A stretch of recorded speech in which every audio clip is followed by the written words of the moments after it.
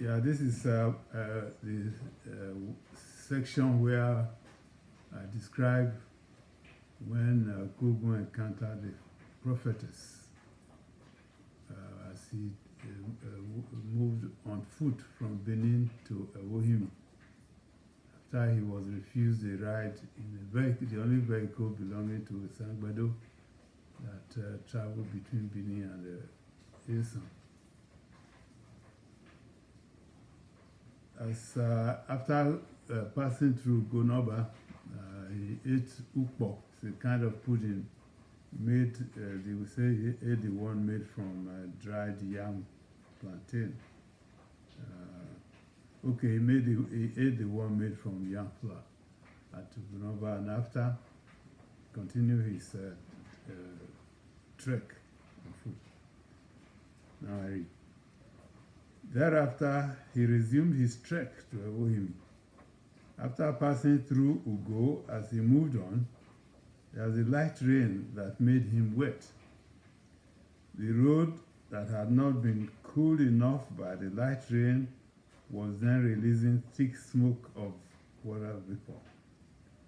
The road was quite lonesome and quiet. He got to a long, straight stretch of the road. He had almost reached the turn on the stretch when he heard a shrill voice behind him. The voice cried out in Benin, "That man, come to me for a while." Ukbani lerege. The voice was commanding and persistent.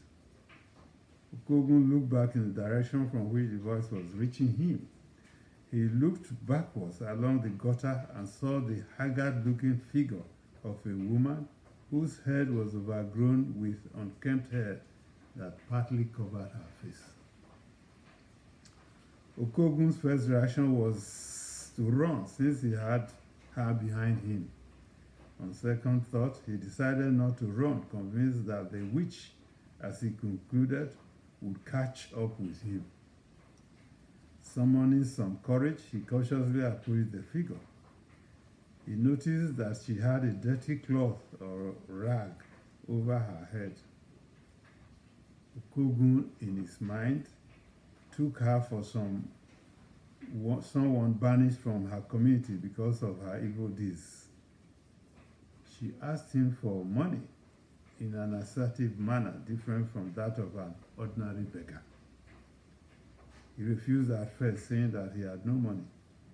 She paused, gazing at him for a while, and then with a sigh said, "Go home."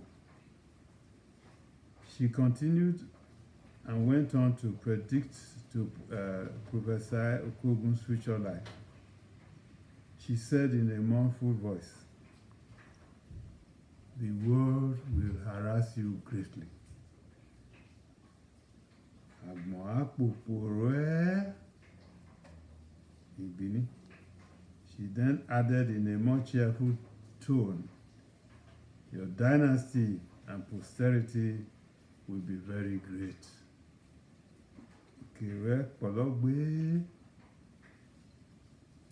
Kogun then decided to give her 1 penny.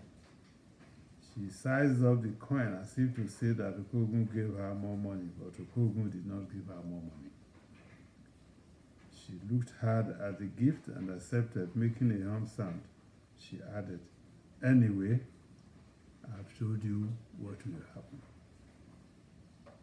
After that, Okogun felt released to continue his journey on foot, but regretted that he did not have the presence of mind to give her more money and request her to tell him how the troubles or harassment from the world could be averted.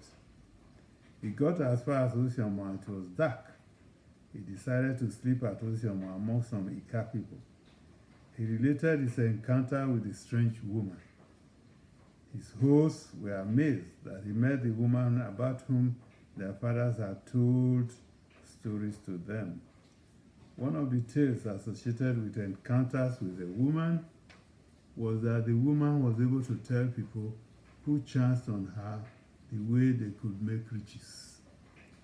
They called the woman Ewohimi, meaning old woman sage. His listeners admired the courage he exhibited by trekking alone from Benin to Esa. Early the next morning, he left Usiom and safely arrived at Ewohimi. He did not relate to anyone his encounter with the Ewohimi.